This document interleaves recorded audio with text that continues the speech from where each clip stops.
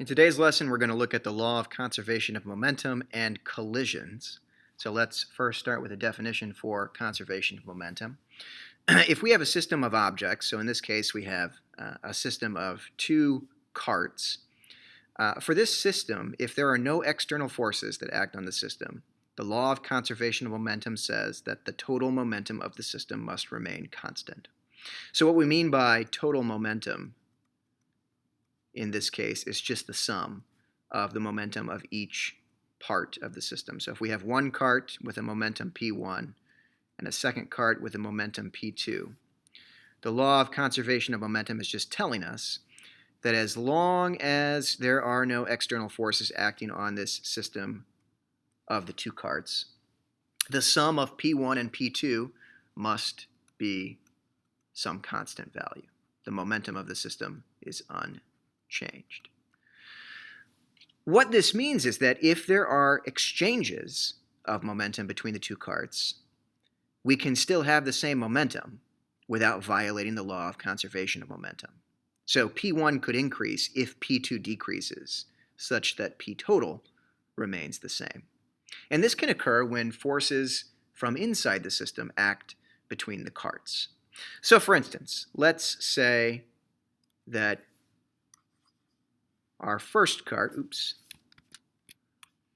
let's say that our first cart on the left of our diagram here is moving to the right with some velocity v1.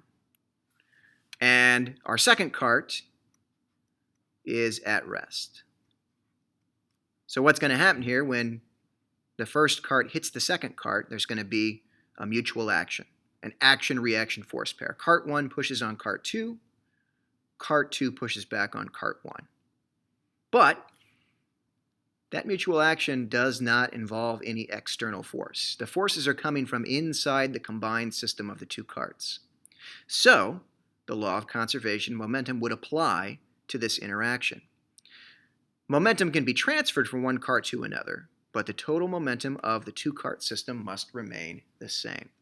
Now, we would have to assume in this example that the track itself is frictionless, because friction would represent an external force. So we're going to assume in our example here that the track is frictionless.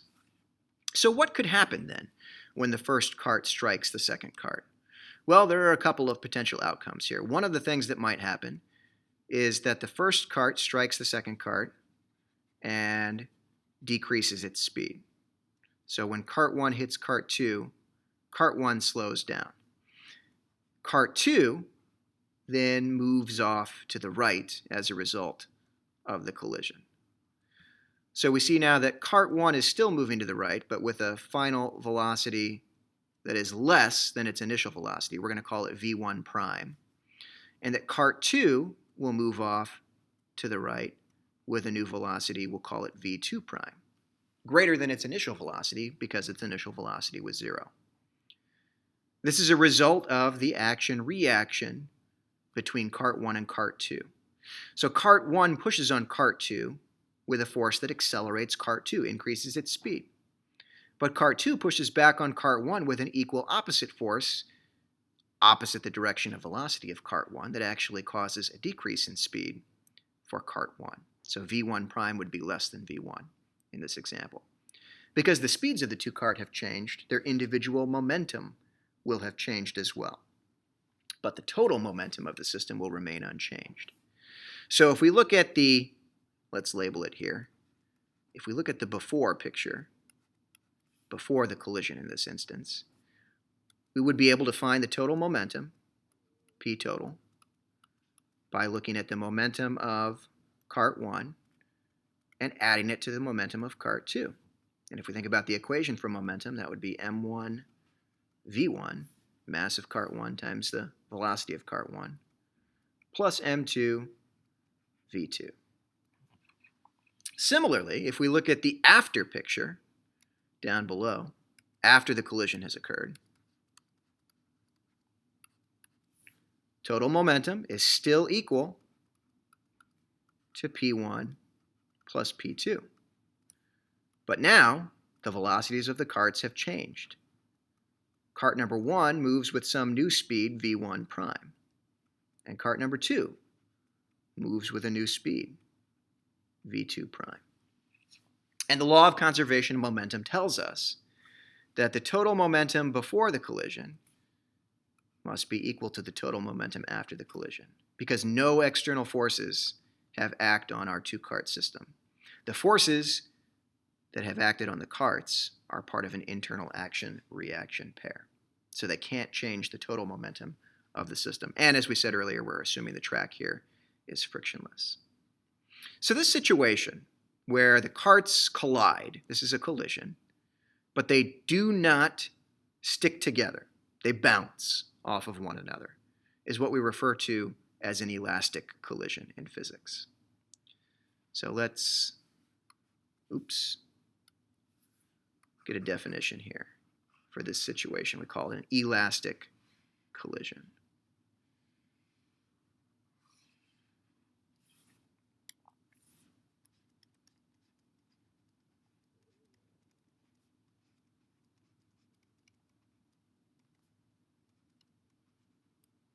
So in this type of elastic collision, objects bounce. They bounce perfectly off of one another. There's a collision, but the objects bounce.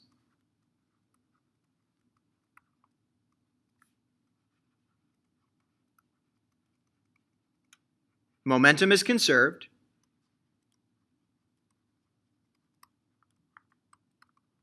But so is kinetic energy.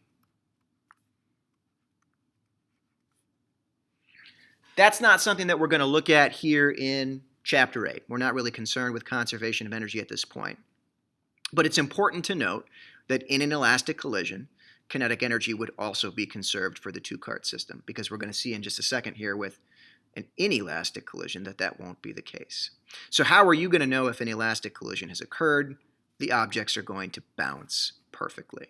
So if you see a collision, and the result of that collision is that the objects have bounced away from one another, you are dealing with an elastic collision.